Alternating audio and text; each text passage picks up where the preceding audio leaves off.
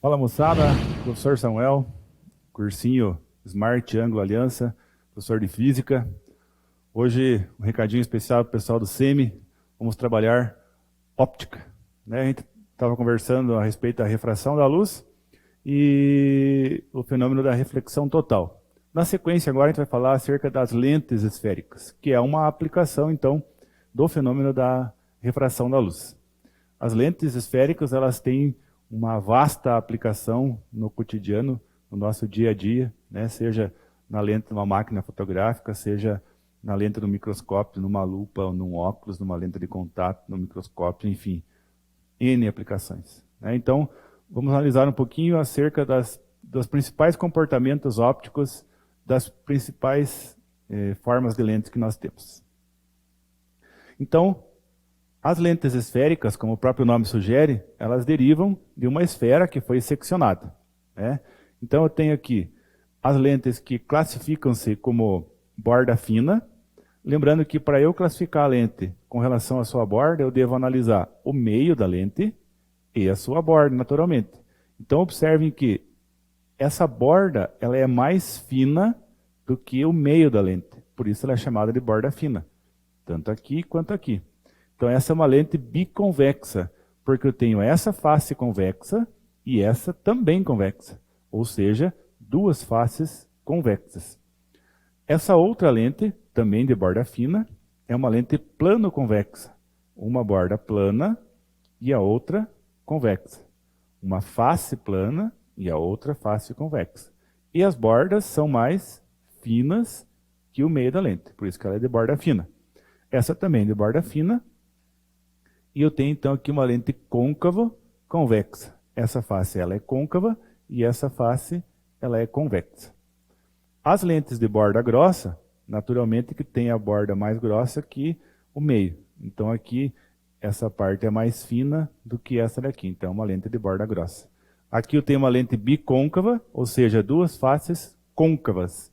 E aqui eu tenho uma lente plano-côncava, uma face plana e a outra côncava. Essa outra aqui, então, uma lente côncava convexa.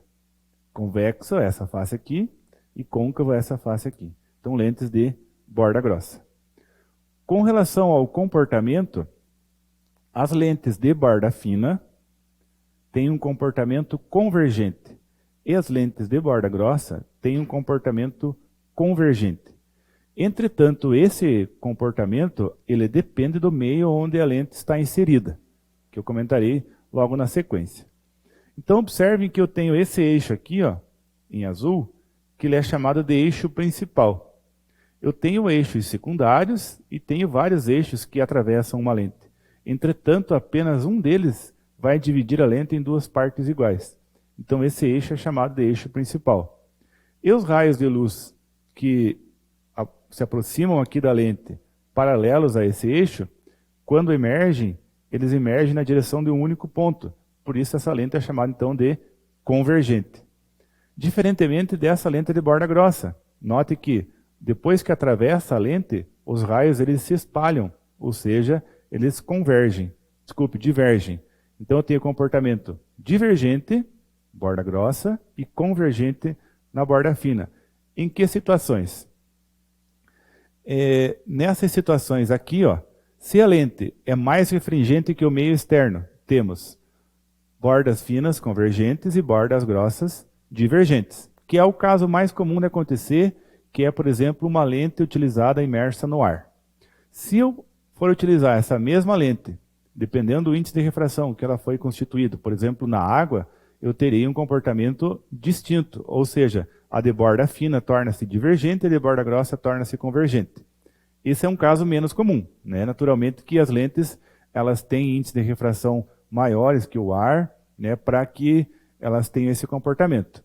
E tem que ter o índice de refração também maior que o ar, porque o índice de refração do vácuo e do ar é igual a 1, que é o menor índice de refração que nós temos. Então, nós temos essa situação aqui, ó.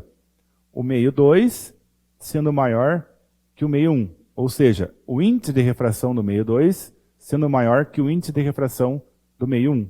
Então, nesse caso, observem lente de borda fina, comportamento convergente. No segundo caso, aqui embaixo, eu vou pular para cá, porque é uma lente de borda fina, o índice de refração do meio 1, que está para cá, ele tem um valor maior que o meio 2. Então, nesse caso, notem que a luz, ao passar pela lente, ela tem um comportamento divergente. Então, não é regra falar assim, a lente de borda fina ela é convergente. Depende. Depende da relação entre o índice de refração do meio e da lente, certo? Então, caso mais comum é esse, né? Lente de borda fina convergente. Mas eu tenho possibilidade de ter essa situação aqui, né? Em que o índice de refração do meio é maior que o da lente e ela muda o seu comportamento. No caso da lente divergente, esse é a situação mais comum, né? Eu tenho, então, uma lente em que a luz, ao emergir da lente, ela torna-se divergente. Quando o índice de refração do meio, a que ela está inserida, tem um valor menor do que o do material que foi usado para construir a lente. Entretanto, se eu inverter essa relação, ou seja, esse meio que aqui está em azul, né, o azul indica maior índice de refração aqui nessas figuras, então eu tenho o meio 2 com índice de refração maior que o da lente. Então, nesse caso, ela muda de comportamento e passa a ser divergente. Desculpe, convergente. Então, é a situação menos comum. Então, a situação mais comum é essa aqui de cima. Borda fina, convergente, borda grossa, divergente. A situação menos comum é essa aqui de baixo, quando a lente está inserida num meio cujo índice de refração é maior do que o da lente. Os elementos. Então, para eu não ficar representando a lente, né, sempre desenhando a lente, utiliza-se essa convenção. Notem que eu tenho essa setinha saindo da lente.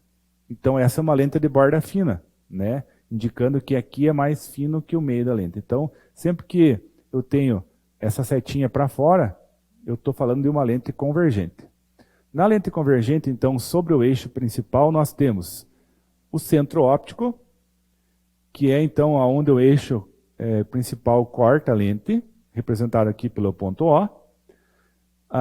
O lado em que a luz está sendo proveniente, eu tenho, então, o foco e o antiprincipal. Depois que a luz passa, eu tenho também o foco e o antiprincipal. Para diferenciar, a gente faz assim.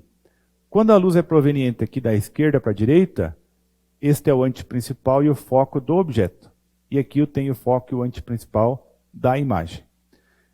A distância foco-imagem e foco-objeto em relação à lente é a mesma. Antiprincipal até a lente, antiprincipal até a lente também é a mesma. Lembre-se que a distância focal, f, aqui a distância do antiprincipal, 2f. Então, f, que é o foco, é o ponto médio entre o antiprincipal e o centro óptico, tanto para a imagem quanto para o objeto. Aqui eu tenho, então, uma lente que tem borda grossa. Observem que a setinha é entrando, né, para facilitar a sua representação.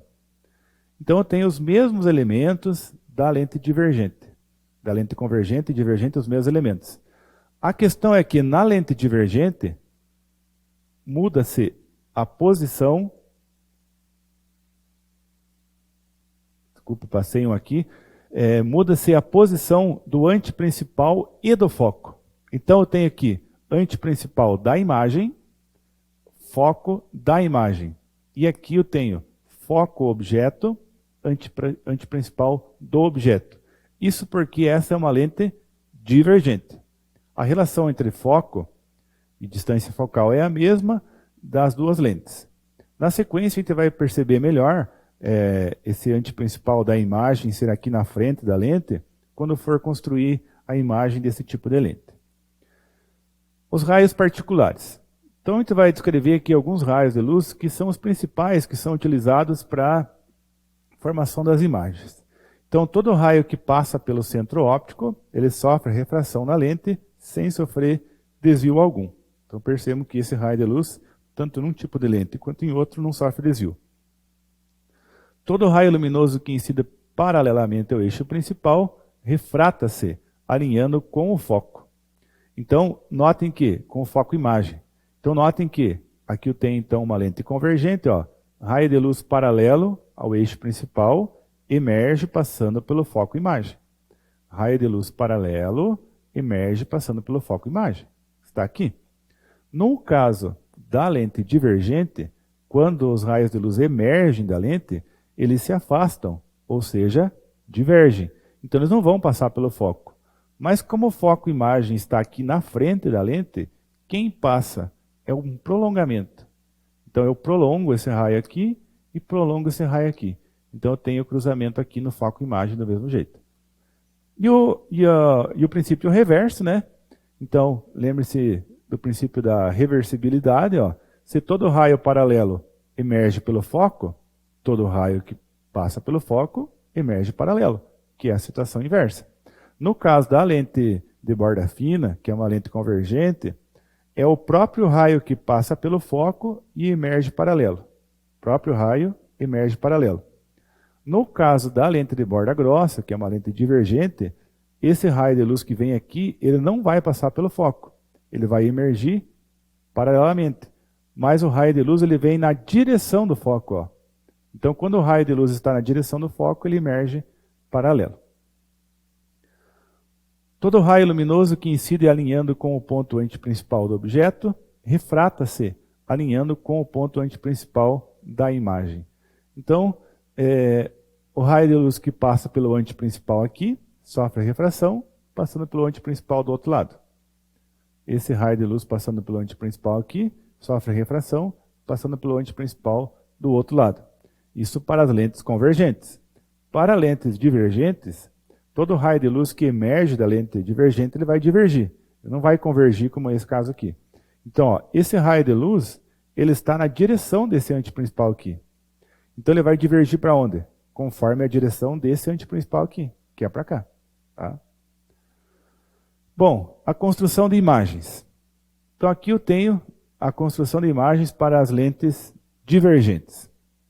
Então note, eu tenho aqui várias possibilidades de construção de imagens. Entretanto, para a lente divergente, eu tenho apenas uma possibilidade de imagem, né? Que é o mesmo caso, né, semelhante ao espelho convexo, que também só tem um tipo de imagem. Então, toda vez que eu for falar das características da imagem para uma lente divergente, eu sempre vou estar falando de uma imagem virtual, direita e menor. Então vamos pensar assim, eu tenho esse objeto aqui, que está diante desta lente daqui. E o observador está do lado oposto da lente. Para eu construir a imagem dessa vela, então eu vou desenhar, a partir da chama, o raio que vem paralelo. Lembre que o raio paralelo, ele vai sofrer refração na direção do foco. Então eu vou fazer um pontilhadinho aqui, e o raio de luz vai para lá. E o outro raio é aquele que passa pelo centro óptico e não sofre desvio nenhum, que vem para cá.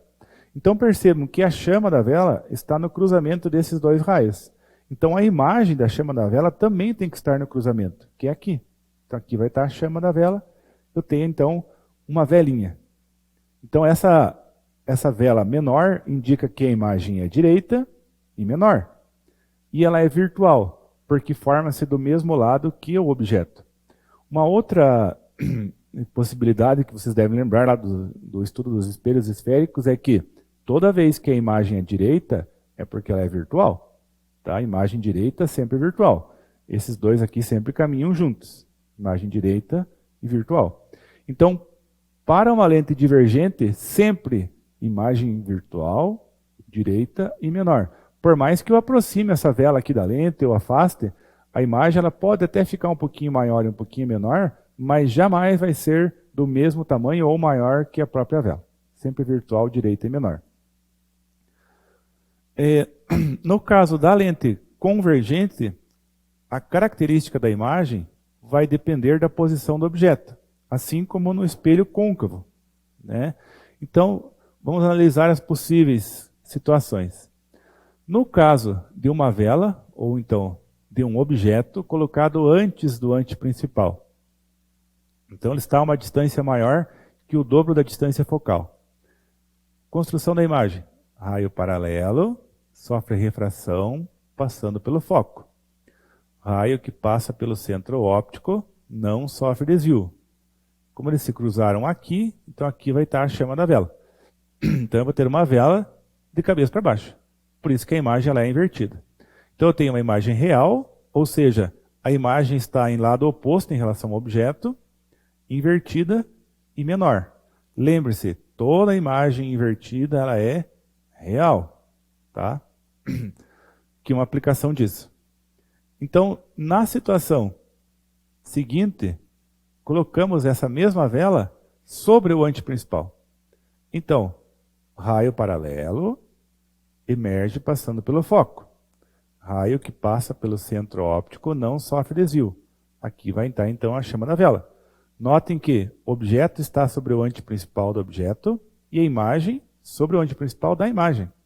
Então, nesse caso, eu tenho a imagem e o objeto do mesmo tamanho. Nossa, professor, eu já vi uma situação dessa. Quando? Espelho côncavo. Quando o objeto está bem sobre o centro de curvatura, a imagem também fica sobre o centro de curvatura, tem o mesmo tamanho, ela é real, ela é invertida. Isso mesmo. Então, nesse caso, eu tenho uma imagem real, em lados opostos em relação ao objeto, ela é invertida e ela é do mesmo tamanho. Então, sempre lembre, real e invertida caminham juntas. Próxima situação, objeto entre o antiprincipal e o foco. Né? Então aqui o objeto está em uma posição maior que F e menor que 2F. Então, todo raio paralelo emerge passando pelo foco. Todo raio que passa pelo centro óptico não sofre desvio algum. Então eu tenho aqui, mais uma vez, a chama da vela aqui embaixo. Então, tem uma imagem invertida. Imagem invertida, real. Então, nesse caso, eu tenho imagem real, invertida e maior que o objeto. Né? Próxima situação, objeto sobre o foco. Nesse caso, ó, raio paralelo emerge pelo foco. Raio que passa pelo centro óptico não sofre desvio. Então, esses raios são paralelos, ou seja, eles não se cruzam. Nesse caso, a gente diz que a imagem é imprópria, ou então que ela forma-se no infinito. Então, não tem imagem. E a última situação é quando o objeto está entre o foco e o centro óptico. Então, nesse caso, a distância do objeto à lente ela é menor do que f, que é a distância focal. Então, aqui eu tenho raio paralelo, emerge passando pelo foco. O observador está aqui. Emerge passando pelo foco. Aqui, o que passa pelo centro óptico não sofre desvio. Então, note que esses dois raios eles estão se afastando um do outro. Então, é claro que eles não vão se cruzar. Então, eu vou fazer um prolongamento aqui atrás para que eles se encontrem. Já que aqui eles se afastam, então para cá eles se aproximam. Então, vou fazer um prolongamento até eles se cruzarem. Se cruzaram aqui. Como o início é um cruzamento, o final é um cruzamento. Então, aqui vai estar a chama da vela. Então, agora eu tenho uma vela maior. Opa! Direita. Se é direita, lembre, toda imagem direita é virtual. Então, imagem virtual, por duas situações. Está do mesmo lado em relação à lente que o objeto e ela é direita. Né? Então, por isso virtual. E maior. Né? Você vai comparar sempre o tamanho da imagem com o tamanho do objeto, o tamanho da imagem é maior que o do objeto. Aqui uma aplicação disso. Né? Então, a lupa é a lente aqui próxima do olho da pessoa. Então, eu tenho a imagem virtual direita e maior. Pois bem, uma aplicação disso que a gente viu até agora, então. Um consultor de vendas foi realizar uma palestra em certa cidade. Havia planejado que, durante sua apresentação, seria indispensável a projeção de um gráfico em um telão. Para tal, reservou o equipamento necessário. Lá chegando, verificou que não haviam instalado o aparelho solicitado. Sem se alarmar, resolveu fazer daquela situação algo que pudesse impactar a plateia. Proferiu um discurso acerca da necessidade do improviso para um bom profissional de vendas. Para demonstrar o que estava dizendo, contou o que lhe havia sucedido quanto à falha do equipamento de projeção. Nesse momento, pegou uma lupa e, iluminando uma folha impressa com o gráfico, projetou uma imagem ampliada no telão do auditório. Para obter uma imagem projetada e ampliada, a distância D da folha de papel, a lente empregada, de distância focal F, é tal que a distância é maior que 2F, D é igual a F, D é igual a 2F, D é menor que F, D maior que F menor que 2F. Então, para a gente poder analisar melhor essa situação, observem que ele diz no texto que a imagem é projetada no telão. Para ser projetada, a imagem tem que ser real. Vocês lembram disso? Somente imagens reais podem ser projetadas. Então, uma imagem virtual não pode ser projetada num telão. Pessoal, uma imagem projetada num telão não poderia, então, utilizar uma lente divergente. Por isso que nós utilizamos aqui, para resolver esse exercício, somente lentes divergentes. Então, eu tenho aqui, primeira situação, o objeto está antes do anteprincipal.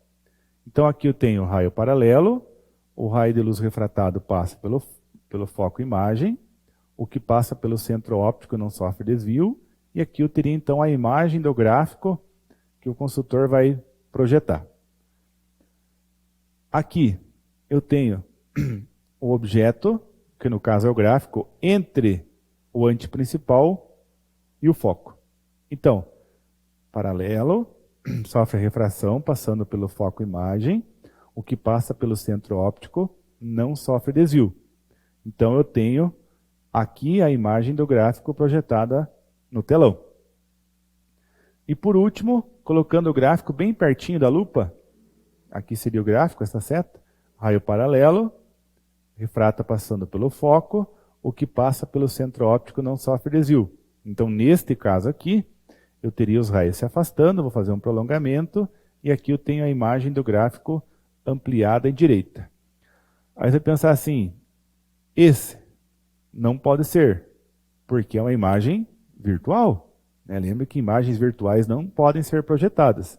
Então eu fiquei com essa possibilidade, porque essa é uma imagem real, e essa também é uma imagem real.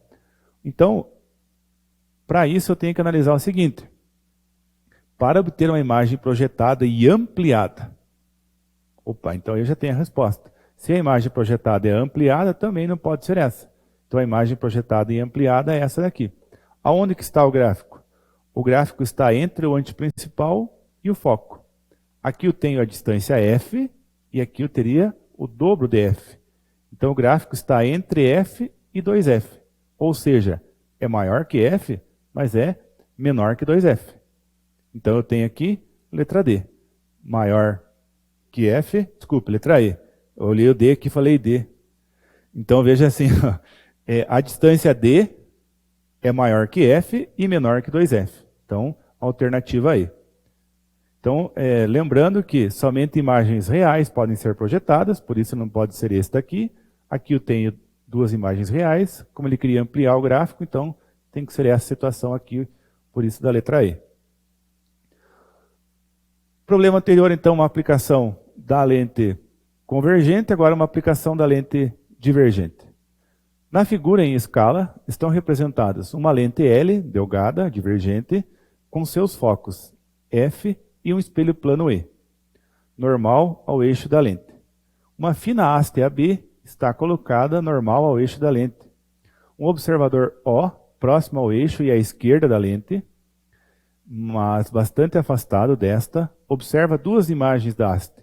A primeira, a 1B1, é a imagem direita DAB formada pela lente. A segunda, a 2B2, é a imagem formada pela lente do reflexo à linha B' da haste AB no espelho E.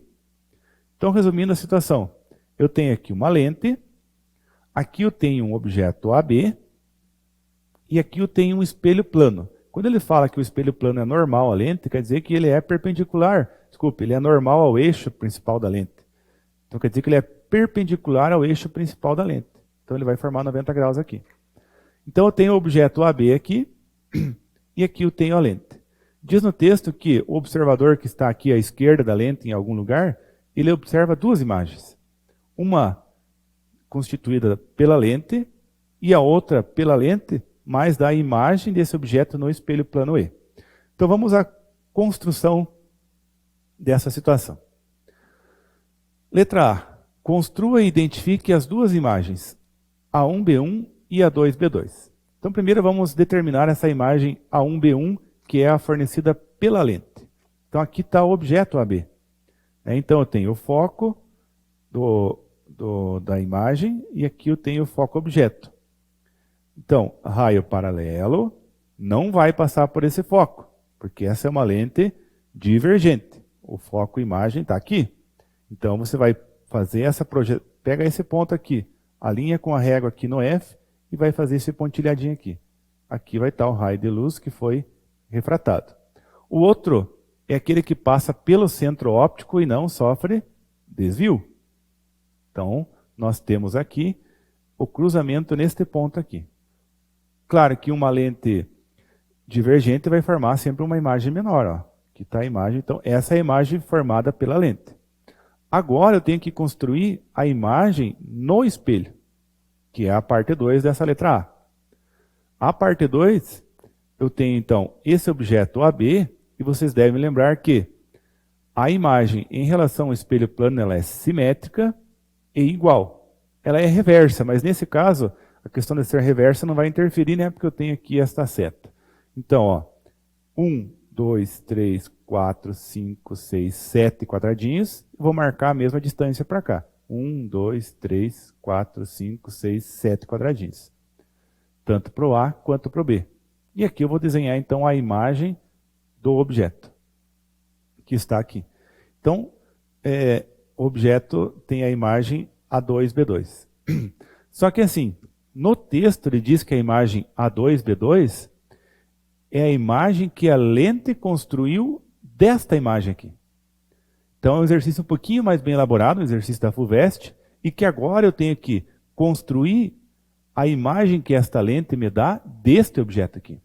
Então olha, ó, o raio de luz que vem paralelo aqui, ele vai chegar aqui, ó, e aí eu tenho que ligar até o foco. Está aqui. Aí o raio de luz que passa pelo centro óptico, que está aqui, ó, então você vai pegar esse ponto aqui e ligar ele lá no centro óptico. Não sofre desvio. Então eu tenho a imagem A2B2 aqui, ó. Então eu vou só repetir, ó. Primeiro eu tenho este AB, que eu construí a imagem A' B' aqui, ó. Do mesmo tamanho e simétrico em relação ao espelho. Daí agora eu vou construir como que a lente enxerga esta imagem aqui. Então, raio paralelo, chegou na lente, prolonga até o foco imagem. Vai pensar aqui no centro óptico e lá na extremidade do objeto. Vai ligar onde se cruzaram, então eu tenho a imagem A2B2. O item B, considere agora o raio R, indicado na figura, estava lá no início do exercício já. Essa era a imagem que a gente tinha, né? Partindo de A em direção à lente L, complete a trajetória deste raio até a região à esquerda da lente. Diferencie claramente com linha cheia este raio e outros raios auxiliares. Então eu tenho aqui, ó, a imagem que nós construímos inicialmente. Ela está aqui, ó, A1B1. Então, eu tenho a imagem, vou voltar lá no slide anterior para a gente observar a imagem, ó. A imagem ela está aqui, ó. Então, esse raio R ele foi para lá, mas ele vai passar pela extremidade do objeto, né? Ele pode ser utilizado para a construção do objeto. Então eu vou interligar, ou eu vou ligar, melhor dizendo, essa extremidade aqui A1 ao raio de luz lá. Lembrando que esse raio ele não vai passar pelo foco. Pessoal, ele não passa pelo foco por quê? Porque ele não é paralelo ao eixo principal. Ele só passaria pelo foco se ele estivesse aqui, né? Então ele não vai passar pelo foco. Então o raio R está aqui, a imagem A1B1 está aqui, então a extremidade A1 está aqui. Esse é o raio de luz que efetivamente emerge da lente. Essa projeção aqui a gente faz só para entender qual é a direção que ele vai, né? Ele não vai vir para cá, por exemplo, porque não estaria alinhado com a extremidade A1. Então eu utilizo a imagem construída lá na primeira parte da letra A para eu poder responder este item aqui. Certo? Então, até esse momento a gente percebeu somente a construção das imagens, as características de cada imagem. Na próxima aula a gente vai trabalhar a questão do estudo analítico, né? O tamanho da imagem, o tamanho do objeto, a distância da imagem em relação à lente, né? Então nessa aula o objetivo era nós nos familiarizarmos com os tipos de lentes, com os tipos de imagem que elas conjugam, né? Eu peço que vocês realizem exercícios sobre isso, construindo as imagens, utilizando um papel quadriculado, se possível, ou então utilizando uma régua, tentando construir da melhor maneira possível para entender como que se dá graficamente essas imagens para facilitar o trabalho do estudo analítico. Para hoje o que tínhamos era isso. Um beijo a todos, fique com Deus, até a próxima.